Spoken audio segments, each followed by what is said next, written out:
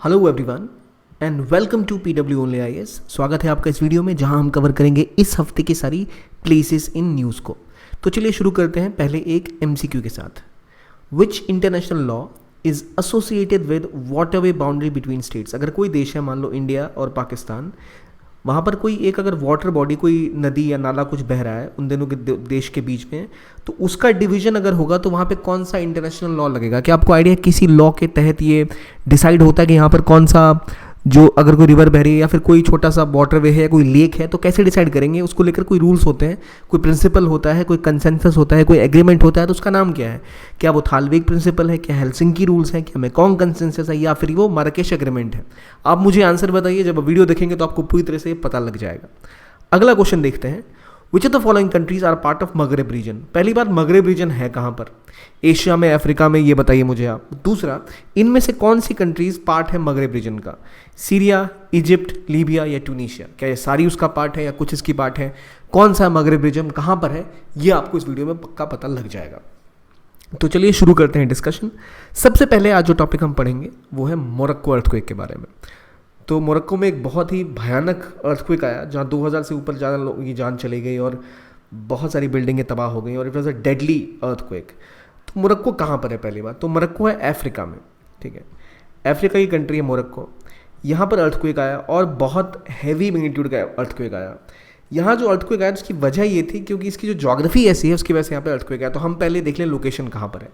ये आपको ये रीजन है, सहारा की कंट्री है एक मोरक्को, यहाँ बिल्कुल आपको इस रीजन में दिख रहा है। नॉर्थ अफ्रीका के टॉप पर है, यहाँ पर मोरक्को स्थित है। मोरक्को को जरिए लोकेशन को एक बार फिर से देख लेते हैं। ये रहा मोरक्को, ये अफ्रीका में लोकेटेड एक कंट्री है। अगर आपसे पूछा जाए मोरक्को कहाँ है तो अटलांटिक ओशन के पास है। यहाँ ये अटलांटिक ओशन है, ये रहा मोरक्को। मोरक्को के पास जो कंट्रीज़ हैं उनमें अल्जीरिया है जिसके साथ का विवाद भी चल रहा है, वो सब भी देखेंगे। लेकिन पहले देख लो मोरक्को कहाँ पर है। अफ्रीका में है, नॉर्दर्न अफ्रीका का पार्ट है। नॉर्दर्न अफ्रीका यानी ऊपरी अफ्रीका जो है उस साइड ये पार्ट है उसका, ये आपने समझ लिया। अब बात आती है कि अर्थक्वेक आया क्यों? क्योंकि यहाँ पर टेक्टोनिक प्लेट का इंटरेक्शन हुआ। हमें पता है टेक्टोनिक प्लेट्स होती हैं धरती के नीचे जो कि आपस में जब उनके बीच में कोई मूवमेंट होती है या वो कन्वर्ज करते हैं तो जब वहाँ प्रेशर बिल्ड होता है उसकी वजह से अर्थक्वेक आता है।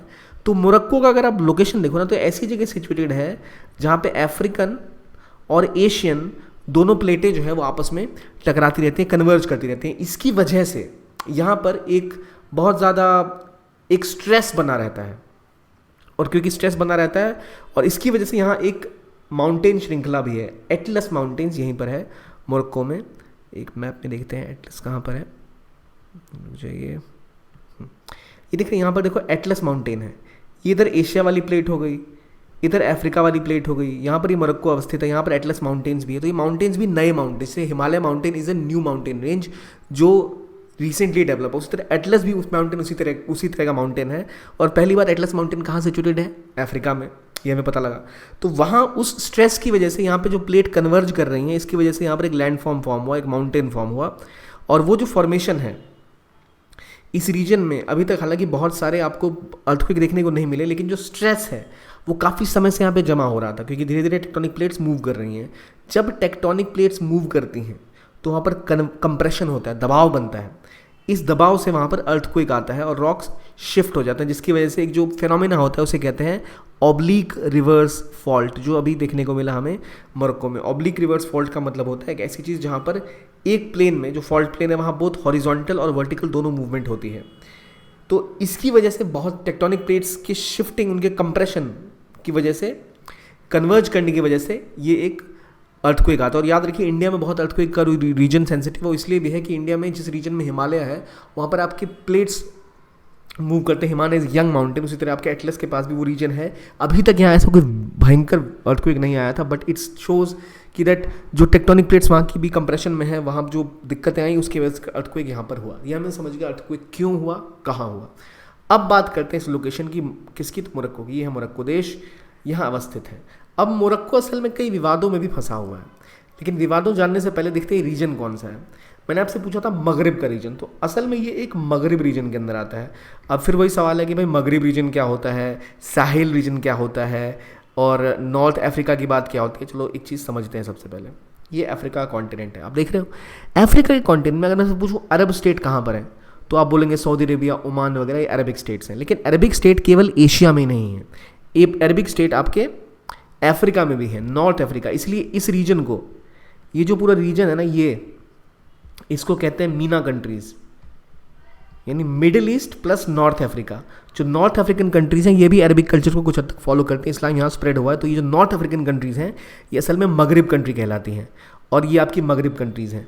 मॉरिशियाना, Western Sahara, Morocco, Algeria, Tunisia, Libya, Egypt, Sudan, ये सारी आपकी मीना कंट्रीज हैं, मिडल ईस्ट और नॉर्थ अफ्रीकन कंट्रीज का पार्ट है। यहाँ से लेके आपका सऊदी अरेबिया और इराक तक जोड़ लो तो वो सब आपकी मीना कंट्रीज़ के अंदर आती है, मिडिल ईस्ट और north Africa.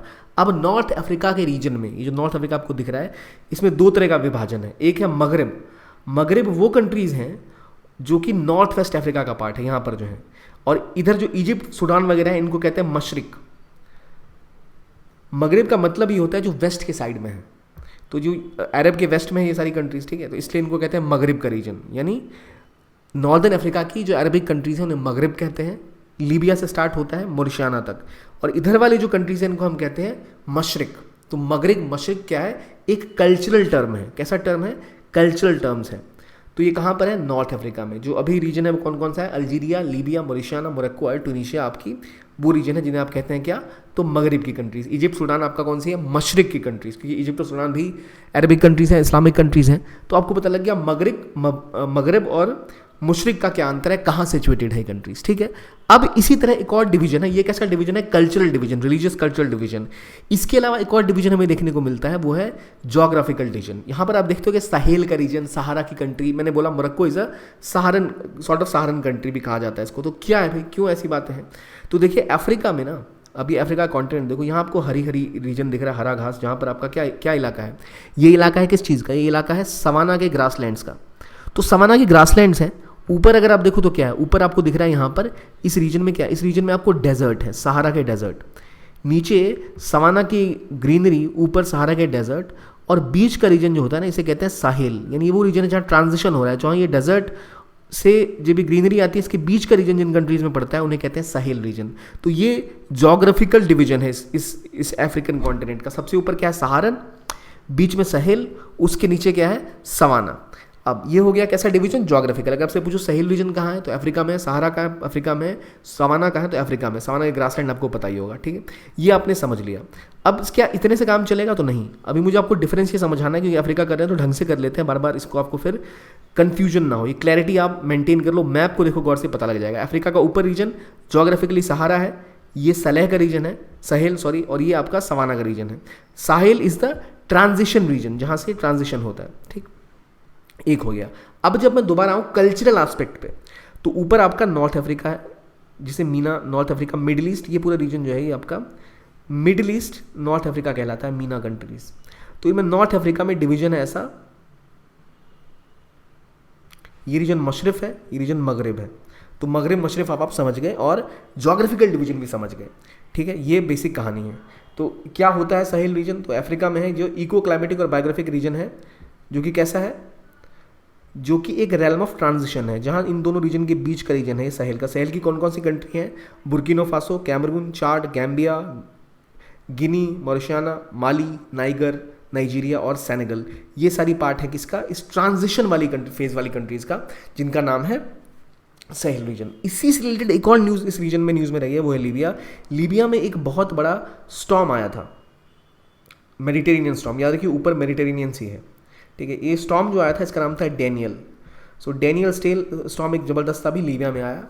Again Libya is a Saharan country, ये रहा मोरक्को, ये रहा अल्जीरिया, ये रहा लीबिया, ये आप समझ गए। तो आपसे पूछो साहेल कंट्रीज कौन कौन सी है, बुर्किनो फासो आपको दिख रही है यहाँ पर, ये सारी आपकी जो है साहेल रीजन की कंट्रीज है। अब साहेल रीजन की कंट्रीज के साथ समस्या ये है कि ऊपर सहारा का डेजर्ट है और ये फैलता जा रहा है, जो डेजर्टिफिकेशन बढ़ रहा है, इसको रोकने के लिए ज़रूरी थी कि जो रेत हवा के साथ उड़ती आती है उसको रोकने के लिए उन्होंने एक इनिशिएटिव लॉन्च किया साथ में मिलकर, which was called as the great green wall initiative. China की ग्रेट वॉल पता है आपको, उसी प्रकार से ग्रेट ग्रीन वॉल इनिशिएटिव है जो साहेल की कंट्रीज़ ने ही शुरू किया है।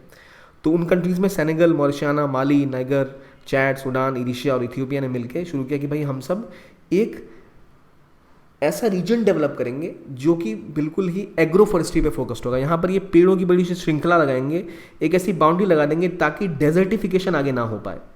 तो वो ग्रेट ग्रीन वॉल का मतलब है यहाँ से एक पेड़ों की बिल्कुल वो एक दीवार सी बनाएंगे ताकि डेजर्ट आगे ना बढ़ पाए। इंडिया भी ऐसा कुछ थार के आसपास प्लान किया हुआ इंडिया ने, थार डेजर्ट राजस्थान में उसके आसपास, ताकि जो डेजर्टिफिकेशन है वो आगे के रीजन में ना फैले। तो साहिल कंट्रीज कौन कौन सी हैं, ग्रेट ग्रीन वॉल कहाँ पर है ये आपको लग गया, उनको साहिल रीजन क्यों कहते हैं आपको समझ आ गया। ऊपर का रीजन सहारा का रीजन है, ये भी आपको पता लग गया। नीचे का रीजन सवाना है, ग्रासलैंड जहाँ पर है, वो भी आपको समझ आ गया, ठीक है। अब हम थे मोरक्को पे। मोरक्को कहाँ है, टॉप पे।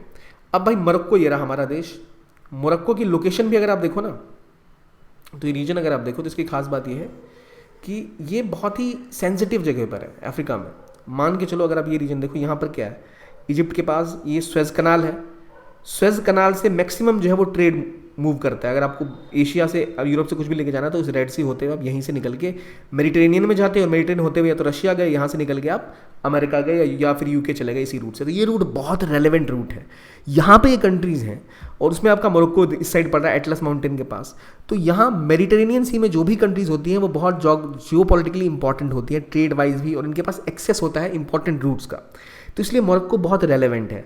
और मोरक्को में जोग्राफिकली एक बहुत अच्छा इलाका है यहाँ जो है एटलस माउंटेन्स का। पूछा जाए कहाँ है एटलस माउंटेन, तो अफ्रीका में। कॉन्गो रिवर बेसिन कहाँ है, तो ये रहा कॉन्गो के पास में। यहीं आस में आपको ग्रेट रिफ्ट वैली है, ऊपर भी जा रही है। ऊपर इथोपिया है तो इथोपियन हाईलैंड्स है, यहाँ पर आपकी नाइल रिवर बहती है। ऊपर नूबियन डेजर्ट है। कालाहारी डेजर्ट कहाँ है, नामीबिया के पास, तो ये रहा कालाहारी डेजर्ट। इसी तरह आप देखो तो बोत्सवाना और नामीबिया दो रीजन में कालाहारी डेजर्ट फैला हुआ है, बोत्सवाना नाइजीरिया। तो ये जो आपको डिफरेंसेस है ना वो पता होना चाहिए। मोज़ेम्बिक चैनल कहाँ पर है, लेक विक्टोरिया कहाँ पर है, तो ये सब समझ जाओगे आप अगर मैं आपको ढंग से आप देखो। तो लोकेशन जब भी कोई न्यूज़ में एक बार अच्छे से क्लियर हो जाओ तो आपको बार बार मगरिब क्या है, मशरिक क्या है, साहिल क्या है, ये ढूंढना नहीं पड़ेगा। थोड़ा टाइम ज़्यादा ले रहा हूँ मैं ताकि वो क्लैरिटी मिल पाए, ठीक है। तो अब अगर आपको कोई भी ट्रेड रूट बनाना है तो आप चाहते हो कि यहाँ पर सेफ्टी सिक्योरिटी रहे। यहाँ अगर इंस्टेबिलिटी रहेगी, ऑलरेडी ये जो रीजन है सोमालिया वाला, यहाँ पर सोमालिया है, ये देखिए सोमालिया, इथोपिया, सोमालीलैंड, जिबूटी यहाँ पर है। यहाँ ऑलरेडी बहुत समुद्र के लुटेरे हैं, सी पायरेसी बहुत ज़्यादा होती है, इसलिए बहुत इंपॉर्टेंट है इस रीजन में कि ये स्टेबल रहे नॉर्थ अफ्रीका का। तो यहाँ भी काफ़ी ज़्यादा विवाद की स्थिति बनी हुई है। स्पेसिफिकली जब हम मोरक्को को पढ़ रहे हैं तो मोरक्को का विवाद एक देश के साथ यहाँ पर है जिसने मोरक्को के लिए अपनी एयर स्पेस को बंद कर रखा था कि मोरक्को में जहाज़ नहीं जा सकते। अगर ये मोरक्को है और ये बड़ा सा देश अल्जीरिया है, इस देश ने मोरक्को के ऊपर पूरा बैन लगा रखा था क्योंकि दोनों के बीच में बहुत जंग की स्थिति बनी हुई है। अब अल्जीरिया मोरक्को में क्यों जंग की स्थिति बनी हुई है, वो इसलिए बनी हुई है, यहाँ एक कंट्री है वेस्टर्न सहारा, यहाँ पर विवाद मोरक्को और अल्जीरिया के बीच में बना हुआ है। ये यहाँ पर कब्जा करने के को लेकर उतारू हैं वेस्टर्न सहारा में, इसलिए यहाँ से बहुत से रिफ्यूजी जो है वो भाग भाग के अल्जीरिया चले जाते हैं। और अल्जीरिया की सरकार ने कहा मोरक्को जो कर रही है बहुत गलत कर रही है, उन्होंने मोरक्को का एयर स्पेस भी बंद करके रखा था। तो जो अभी विवाद है, जो कॉन्फ्लिक्ट है वेस्टर्न सहारा में, अगर मैं बोलूँ वेस्टर्न सहारा तो वेस्टर्न सहारा एक कंट्री, एक रीजन का नाम है। कहाँ पर है ये, मोरक्को के ठीक नीचे। यहाँ दो विवाद है दो देशों के बीच में, एक तो जो इसके अंदर मोरक्को का कुछ हिस्सा तक कब्जा है, और यहाँ पर एक रिवोल्यूशनरी मूवमेंट चल रही है आज़ादी वाली, उसका नाम है पोलिसारियो हेड। तो पोलिसारियो हेड अगर आपसे पूछा जाए कहाँ लोकेटेड है, तो पोलिसारियो हेड इज़ इन वेस्टर्न सहारा, जो मूवमेंट चल रही है अगेंस्ट मोरक्को। और उसके पास अल्जीरिया है, अल्जीरिया इसको सपोर्ट कर रहा है, तो यहाँ जंग की स्थिति आपस में इनकी बनी रहती है। अब जब ये भूकंप आया तो इन्होंने कहा ठीक है भाई हम अपना ओपन कर देंगे एयर स्पेस, आप यहाँ के इनको मदद पहुँचा पाओ। तो ये कहानी है अल्जीरिया मोरक्को विवाद की, जो और इनका विवाद कहाँ है, वेस्टर्न सहारा में, जहाँ पे पोलिसारियो हेड नाम की एक ग्रुप है जो आज़ादी की बात कर रही है। मोरक्को यहाँ पर कब्जा करके कुछ हिस्सों में बैठा हुआ है, ठीक है। ये हो गया मोरक्को की बात, आपने देख लिया मोरक्को अल्जीरिया कॉन्फ्लिक्ट, आपको पता लग गया Maghreb, Mashriq, Sahel, great wall, savanna, Atlas mountain कहाँ है, कालाहारी डेजर्ट कहाँ है, ठीक है, ये आप समझ गए। अब पॉइंट ये आता है कि भाई चलो ये सब समझ रहे हैं, अब मुझे ये बताओ कि एक बड़ा इंपॉर्टेंट मोरक्को का राज्य है या इलाका है मरकेश, इसके बारे में सुना होगा आपने। तो मरकेश एग्रीमेंट क्या है, यहीं मोरक्को में मरकेश है, आपको दिखेगा मरकेश, ये रहा रबात, ये रहा मरकेश, इसको मरकेश मरकोश भी कहते हैं। तो मरकेश, ये रहा मरकेश। मरकेश एग्रीमेंट बहुत इंपॉर्टेंट है, 1994 में असल में मरकेश में एक एग्रीमेंट हुआ था और एक मरकेश डिक्लेरेशन साइन हुई थी। इसका मतलब ये था कि दुनिया के 123 देशों ने मिलकर एक एग्रीमेंट साइन किया था और वर्ल्ड ट्रेड ऑर्गेनाइजेशन की शुरुआत हुई थी। इससे पहले GATT था, वहाँ से GATT का जो WTO में चेंज हुआ वो मरकेश एग्रीमेंट के थ्रू ही हुआ था। मरकेश कहाँ पर है, मोरक्को में। तो जब हमने न्यूज़ पढ़ी तो हमने वो भी रिवाइज कर लिया, ठीक है। तो वर्ल्ड ट्रेड ऑर्गेनाइजेशन बनकर तैयार हुआ था 1995 में। इसके लिए जो एग्रीमेंट साइन हुआ था वो मरकेश में हुआ था, जो आपके मोरक्को में है, in 1994, leading to creation of WTO in 1995, ठीक है, ये आप समझ गए। अब इसी तरह इन लोगों ने एक यूनियन बनाया, अरब मगरब यूनियन, तो ये कुछ कर नहीं पाया, बिल्कुल फेल हो गया। बल्कि सोचो आप, इन लोगों ने मिलकर हमला कर दिया यहाँ पर। तो मॉरिशवाना भी यहाँ पर है, अल्जीरिया, इनका विवाद यहाँ चलता रहता है। लीबिया में भी अभी डेनियल तूफान आया, ट्यूनीशिया की हालत ख़राब है। तो ये देखो यहाँ स्पेन है, इटली है, तुर्की है, ग्रीस है, ये पूरा रीजन कितना इंपॉर्टेंट है स्ट्रैटेजिकली, इसलिए बहुत यहाँ विवाद की स्थिति हमेशा बनी सी रहती है। तो अब मगरब की कंट्रीज़ कौन सी हैं? वेस्टर्न सेंट्रल नॉर्थ अफ्रीका में Algeria, Libya, Mauritania, Morocco, Tunisia, Western Sahara, ये सारी कंट्रीज़ हैं मगरब की। उधर कौन सी कंट्री है? मशरब की। नीचे कौन सी कंट्री है? साहिल की। साहिल के नीचे क्या है? सवाना। ठीक है, अब आपने ये सब चीज़ें आपने समझ ली अफ्रीका के बारे में। अब थोड़ा सा अफ्रीका से आगे जाएं। ठीक है, यहाँ पर कुछ लैंडलॉक कंट्रीज भी आपको दिख रही होंगी, कौन कौन सी, आप लिस्टिंग कर लो, मैप को ढंग से पढ़ो। ठीक है, आगे बढ़ते हैं। अब इंडिया और सऊदी अरेबिया ने बात किया कि वो एक जो इंडिया का कॉनकन रीजन है उसको ध्यान में रखते हुए एक बहुत बड़ी ऑयल रिफाइनरी बनाएंगे और एक मेगा रिफाइनरी प्रोजेक्ट बनाएंगे 60 मिलियन टन का। और ये जब क्राउन प्रिंस आए थे सऊदी अरेबिया के, तो डिसाइड हुआ कि रत्नागिरी के आसपास जो कोंकण का इलाका है वहाँ पर ये डेवलप किया जाएगा, महाराष्ट्र में। तो यहाँ रत्नागिरी के पास ये एक इंपॉर्टेंट प्रोजेक्ट बनेगा। तो कोंकण रीजन जब आपसे पूछे कहाँ पर है, तो ये रीजन आपका गोवा के आसपास, महाराष्ट्र का रीजन आप इसको कहते हो। ये आपका वो लाइन है जहाँ पर आप डेवलप करोगे अपने लिए एक इम्पॉर्टेंट मेगा रिफाइनरी। ठीक है, अब हमने ये पढ़ लिया। अब जो अगला टॉपिक है थोड़ा सा वो आप सुनोगे तो आपको थोड़ा नाम शायद अटपटा सा लगे। अब हम बात करेंगे हरामी नाला के बारे में।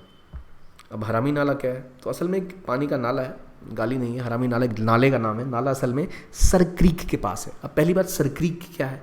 इंडिया पाकिस्तान का एक बहुत बड़ा विवाद है।